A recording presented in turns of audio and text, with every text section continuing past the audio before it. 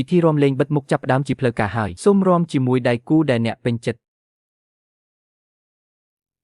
ថ្ងៃនេះសកម្មខ្លាំងម្ល៉េះនាងមិនមែនជាណែនឆេងទេនិយាយមកហេតុអ្វីបានជានាងស្លៀកពាក់ដូចណែនខេងបេះបិទបែបនេះចៃដន្យវាគ្រាន់តែជាការចៃដន្យឲ្យប៉ុណ្ណោះខ្ញុំប្រាប់នាងឲ្យច្បាស់យកល្អនាងបួងសួងកុំឲ្យណែនខេងមានរឿងអ្វីទៅបើមិនដូច្នោះទេខ្ញុំមិនលើកលែងឲ្យនាងឡើយតើនាងមានអ្វីល្អទៅពួកយើងស្គាល់គ្នាជាច្រើនឆ្នាំមកហើយតែនៅតែមិនអាចស្មើនឹងណែនខេងម្នាក់បានផងត្រូវហើយពីព្រោះខ្ញុំស្រឡាញ់នាងណែនខេង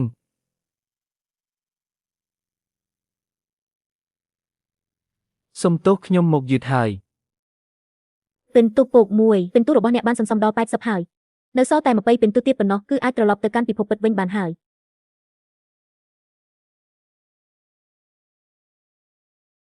សូមណែនាំអ្នកទាំងអស់គ្នាជាផ្លូវការនាងម្នាក់នេះគឺជាភរិយារបស់ខ្ញុំណានស៊ីង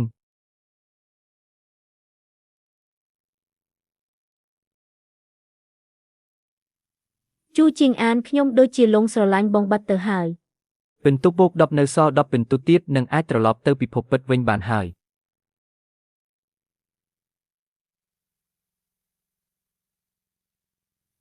ខ្ញុំស្លៀករ៉ូបការនេះស្អាតទេហាមនិយាយបញ្ច្រាស់ណាស្អាតណាស់ប្រពន្ធរបស់ខ្ញុំស្អាតជាងគេបង្អស់មនុស្សមួយចំនួនអត់យល់ការសោះយូរណាស់ហើយនៅតែមិនទាន់ឲ្យខ្ញុំពាក់រ៉ូបការទៀតខ្សែមួយខ្សែនេះគឺជាកាដូដែលម៉ាក់ខ្ញុំបន្សល់ទុកឲ្យគឺសម្រាប់ទុកឲ្យប្រពន្ធធានាពេលអនាគតរបស់ខ្ញុំពិធីការខ្ញុំកំពុងតែរៀបចំហើយខ្ញុំប្រកាសជាផ្ដល់ឲ្យអូននៅពិធីការដ៏អធិកអធមនិងចងចាំបំផុតពិន្ទុពេញហើយកំពុងរាប់ថយក្រោយដើម្បីចាក់ចេញពីប្រព័ន្ធរំភើបចិត្តដល់ថ្នាក់នឹងហាក់ចុះបើនៅក្នុងពិធីផ្ទាល់តើមិនយំខ្លាំងជាងនេះទៅទៀតទេអីជូជីងអានខ្ញុំសុំទោសខ្ញុំមិនអាចរៀបការជាមួយបងបានទេ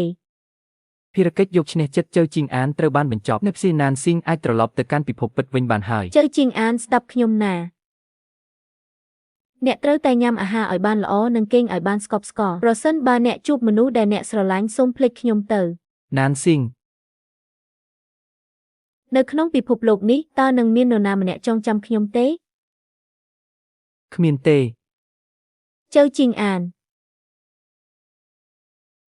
ខ្ញុំស្រឡាញ់អ្នកណានស៊ីងណានស៊ីង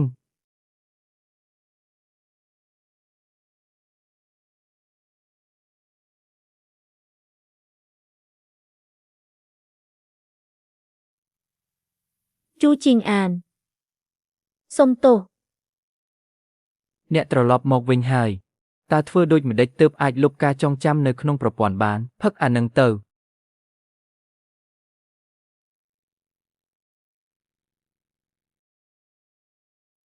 អ្នកទៅចតឡានមុនទៅខ្ញុំទៅមើលការដ្ឋានសំណង់បន្តិចបាទលោកប្រធានម៉ាក់ខ្ញុំប្រាប់ហើយថាខ្ញុំមិនទៅមើលមុខគ្នាទេចាំមីងជាមនុស្សល្អខ្លាំងណាស់បើគេល្អពិតមែនអញ្ចឹងម៉ាក់រកឪពុកថ្មីឲ្យខ្ញុំទៅខ្ញុំគ្មានយកមកទេឯងជាកូនមិនដឹងគុណបើមិនទៅទេក៏ចេញពីផ្ទះទៅ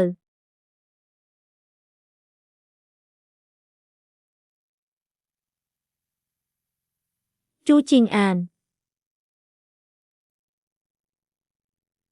តើយើងស្គាល់គ្នាទេ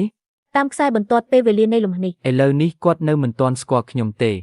អ្នកមើលទៅដូចជាមិត្តចាស់ម្នាក់របស់ខ្ញុំណាស់អញ្ចឹងតើអ្នកស្វាគមន៍មិត្តចាស់បែបហ្នឹងមែនទេចៃដន្យទេចៃដន្យទេតើអ្នកកំពុងលីដុំអត់នៅការដ្ឋានសំណង់មែនទេបាទមិននឹកស្មានថាលើកនេះអ្នកធ្លាក់ខ្លួនកំសត់ដល់ថ្នាក់នឹងសោះមិនអីទេរកលុយដោយដៃផ្ទាល់ខ្លួនវាមិនខ្មាស់គេទេខ្ញុំទៅលីដុំអត់សិនហើយចាស់បើមាននិស័យជួបគ្នាទៀតថ្ងៃនេះប្រធានក្រុមហ៊ុន Chen Cheng នឹងមកទីនេះបាទហេតុអ្វីបានជានាងនៅទីនេះជូជីងអានហេតុអ្វីបានជាឯងនៅទីនេះខ្ញុំពីរបីថ្ងៃនេះធ្វើជាអ្នកសម្អាតអញ្ចឹងឯងពិតជាគួរឲ្យអាណិតណាស់អូមែនហើយខ្ញុំមានការចង់ជួបប្រធានរបស់អ្នកលោកប្រធានមានគេចង់ជួបលោកខ្ញុំអញ្ចឹងបើមិនអញ្ចឹងទេអញ្ជើញអ្នកទាំងពីរទៅពិភាក្សានៅក្នុងការិយាល័យចាឯងចូលមកធ្វើអីដែរខ្ញុំចូលមកបោះសម្អាតការិយាល័យតើអូមែនហើយសៀវជូឯងប្រញាប់សម្អាតទៅអាហាមិនក៏មានរូបថតរបស់ឯងនៅទីនេះលោកប្រធាន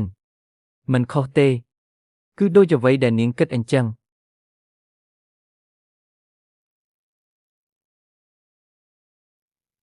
អ្នកទាំងពីរ នាងគិតស្អីហ្នឹងមិនមែនដូចអ្វីដែលនាងគិតនោះទេមិនមែនដូចអ្វីដែលនាងគិតទេ ឯងមិនបាច់និយាយច្រើនទេខ្ញុំយល់ទាំងអស់ជីវិតមិនងាយស្រួលទេមនុស្សក្រីក្របានត្រឹមតែដកដង្ហើមធំខ្ញុំយល់ទាំងអស់ មិនមែនទេកញ្ញាណានមិនមែនដូចអ្វីដែលនាងគិតនោះទេខ្ញុំនឹងប្រ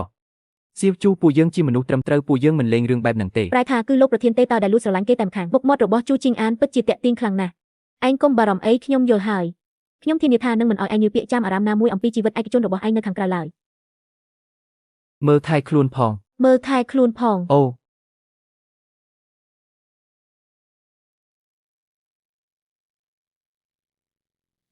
នឹកស្មានមិនដល់សោះថាស្ថានភាពបច្ចុប្បន្នរបស់អ្នកប្រែជាបែបនេះទៅថ្ងៃមុខមកតាមខ្ញុំទៅខ្ញុំចិញ្ចឹមអ្នក នាងចិញ្ចឹមខ្ញុំហេ នឹងហើយខ្ញុំមានឡានមានផ្ទះប្រាក់ខែប្រចាំឆ្នាំ80,000 យន់សម្រាប់អ្នកខ្ញុំនៅតែអាចចិញ្ចឹមបាន